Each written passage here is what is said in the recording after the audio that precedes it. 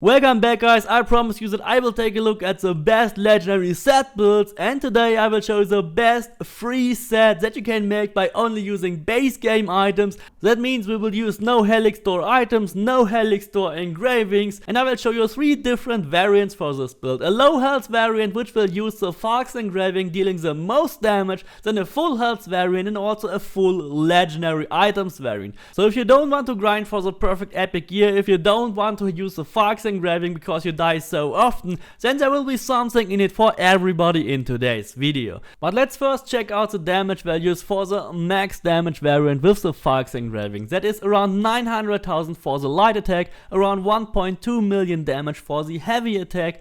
Please keep in mind that these attacks are perfect attacks when I attack my enemies from behind, so I can get the most damage out of it. The charged heavy attack will be up to 4.5 million damage, Ring of Chaos will be up to 2.2 million damage, Fury of the Bloodline in an animation cancel will be up to 8 million damage, and Overpower will be up to 14 million damage. Our Hunter abilities are just as strong as our Warrior abilities, with the Devastating Shot dealing up to 4 million damage, the Predator Shot up to 6 million damage, and even the Ghost Arrows will still deal up to 3.5 million damage. And of course, assassinations on most enemies are no problem as well, but if you rather want to play with a full health variant, then there's a really easy way to do it, and you don't even lose much damage in this build. So with the full health variant, you will get around 740,000 with your light attack, you still get 1.1 million damage with your heavy attack, and still around 3.4 million damage with the charged heavy attack. Ring of Chaos will still be around 1.8 million damage, Fury around 5 million damage, and an Overpower animation cancel will top out at 9.5 million damage. The Devastating Shot will be 3.8 million, so only slightly less. Then the Predator Shot will be around 5 million damage, so you really don't lose much damage with the full health variant here as well. Even the Ghost Arrows will still deal 2.7 million damage if you do a perfect headshot with them. But before I show you the inventory, special thanks to my super fans Bruce and Grateful Golem. If you want personal build advice, wallpapers and more, then check out the premium membership or Patreon membership and join the channel today.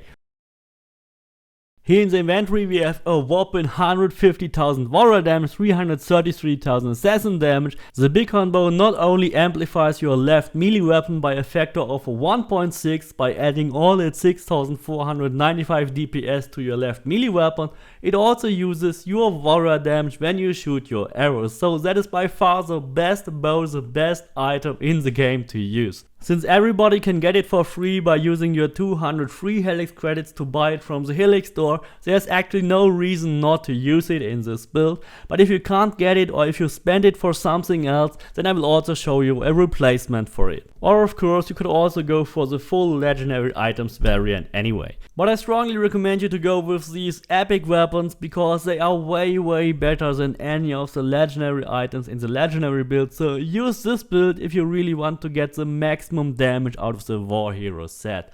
The first epic weapon will be Hater's Harper, a perfect epic sword with warrior damage, critical damage, damage swords, and we will engrave permanent fire damage here. Because if you use legendary items, I suppose you are going for convenience, and if you want the most damage in the most convenient way, without any grind, without any switching or selecting or using abilities, then you should engrave permanent fire damage here as well. You can get the Hater's Harper when you do the A Friend in Need quest in Attica. Just lie to Hater to keep the sword, and then you have a perfect epic sword without any grind. If you already did that quest and you picked the wrong answer or you sold your weapon, then just start a new game plus and you can do the quest and get the sword again. The second epic weapon here will be the Corvicate sword with warrior damage, damage on Spartan soldiers and crit chance. That is the only sword in the game which has crit chance, and only one of 2 melee weapons in the game which actually can have crit chance on it. You can normally not engrave a normal crit chance on any other melee weapon, and that's why it is so important to get, because this build will lack a bit of crit chance, and by using the Copycat sword we can make up that gap to get at least 90 or 100% with this build. And since Damage Swords is the best engraving, you should definitely get Damage Swords on it. It will be better than any other legendary engraving.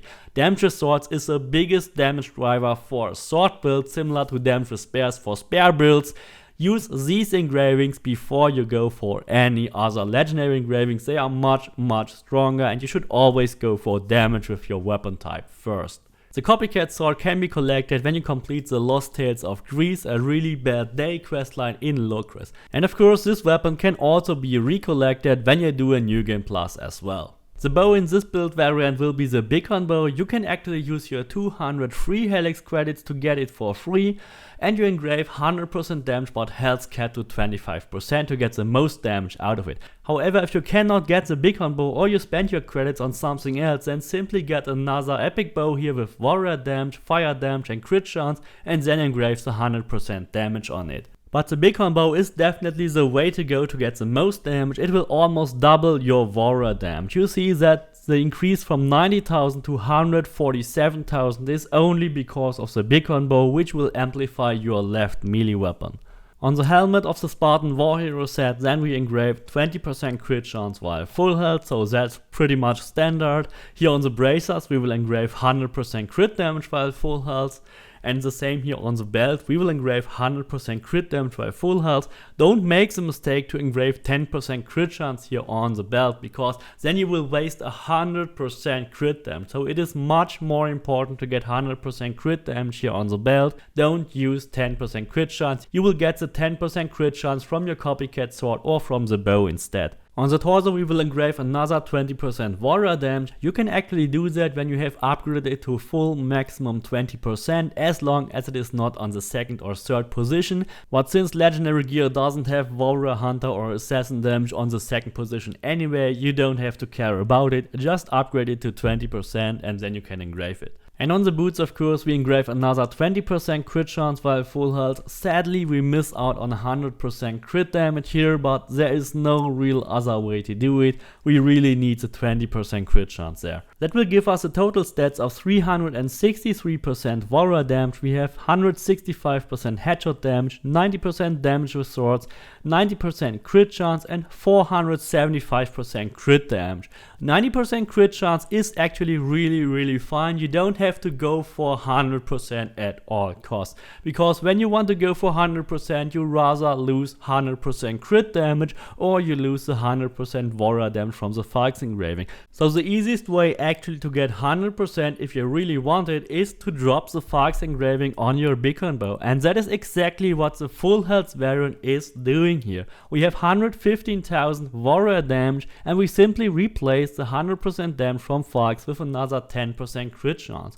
That is actually the only change here from the maximum damage variant to the full health variant. And that will still give you 263% warrior damage, 100% crit chance and still 475% critical damage with 60% additional fire damage. But if you rather want to make an all legendary build, then I propose you to use the Milanese sword here with assassin damage, damageless swords. That is one of the very few legendary swords that actually have damageless swords, and then you engrave damage becomes fire damage on it. The second legendary sword is then the Prometheus Seeker with warrior damage, 40% fire damage, 15% additional fire and elemental build up, which we don't need, and we engrave 30% damage with swords on the Prometheus Seeker.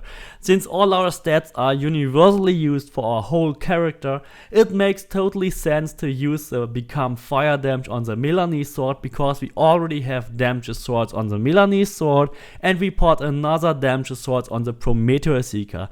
Don't make the mistake to engrave weapon damage becomes fire damage on the Prometheus Seeker, because then you lose on 30% damage swords, and you really have to get those 30% damage swords on your melee weapons, on your swords at all costs. If you don't have a sword with 30% damage swords, it is not worth using.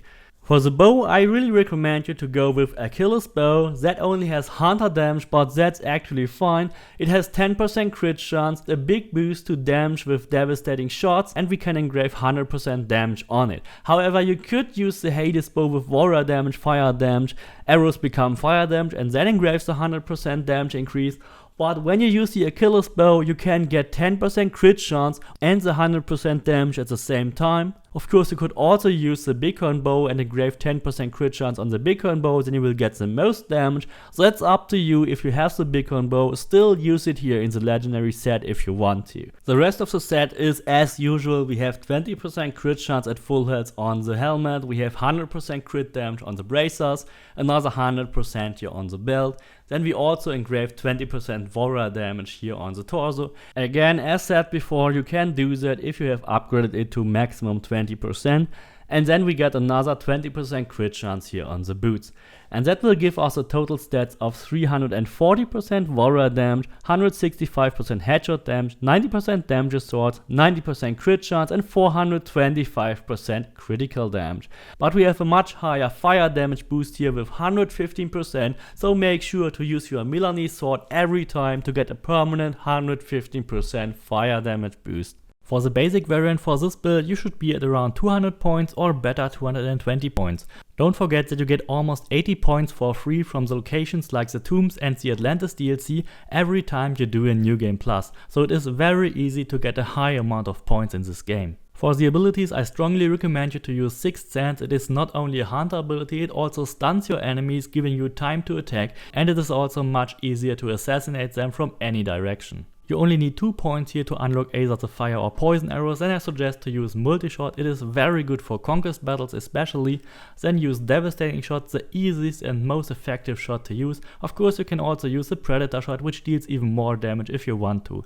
Don't forget to use archery master, that ability is mandatory and it refills your first adrenaline segment. The charged heavy tick is one of the best abilities, it costs no adrenaline and deals 3 times the amount of a heavy attack with swords, and it is also very effective for spares and heavy weapons. Another mandatory ability here is Weapons Master, gives you more warrior damage, critical chance, then Gear Master also mandatory, then part 1 point here on flaming attacks, that unlocks the Fire Mastery, which gives you 40% additional fire damage. Of course you could also go for venomous attacks and with Poison Mastery instead. Then we have the Overpower attack and even more important Ares Madness. Ares Madness is the enhanced version of Battle Cry of Ares and it is used to deal massive damage here when you activate it and to reset your ISO enhance. If you also have the Legacy DLC, then you can go for Fury of the Bloodline and use Ring of Chaos and Second Wind as your health refill. In the Assassin tree, go for Shadow Assassin, that gives you additional assassin damage and 50% critical damage, so it is also very important to have this in a warrior build. Rush Assassin here in this build will be a double-edged sword. It is not able to safely kill every mercenary, but for that you can simply use critical assassination if you want to. You can also go for Hero Strike in this build, but since you don't have so much assassin damage, it is not really worth using. Much more important is Stealth Master, which gives you 10% additional damage overnight as long as you are not spotted, so it also amplifies your hunter and warrior damage. For the mastery points I used only the most important ones, 20 points on crit chance, 12 points on crit damage in the hunter tab, then we have 12 points on warrior damage in the warrior tab and also 12 points here on armor penetration. Of course if you have more points then you could also go for the fire damage, health, armor and melee resistance if you have, but other than that focus here on the assassin damage, 12 points, 15 points on damage with swords, 20 points on crit chance at full health and another 15 points here on critical damage while full health. If you have more points then of course you can also still go for the damage while full health here, but that's pretty much everything if you only have a limited amount of points. However, if you have no limitations at all, then you simply go max out crit chance, crit damage, go for the headshot damage, also a couple of points for the other hunter abilities, adrenaline on headshot kill, and also what I really like, the chance to not consume special arrows, really annoying when they run out during a fight. Then you can spend a couple of points on health, armor and melee resistance because we are playing at full health with this build and having more health and armor doesn't hurt when you're at full health. Then of course max out fire damage and armor penetration, that's giving you definitely more damage here. If you have enough points then you could also go for damage dealt restores as health and also invest in a slight buff here on damage with all warrior abilities. Then on the Assassin tab, go for 20 points on damage whenever time is slowed down. That will trigger for every ability when you are spotted, so it is really important to have that one. Assassin damage, damage with swords and the crit stuff and also damage while full health should be maxed out if you have enough points. Then you could also invest a couple of points in the adrenaline, then damage with elites and bosses and also a bit here on damage with assassin abilities, but only the last resort if you still have points to spend them on at that point. So I hope you really found something in this video that fits your playstyle, that fits your desires. Please don't forget to subscribe, leave me a like, and see you next time.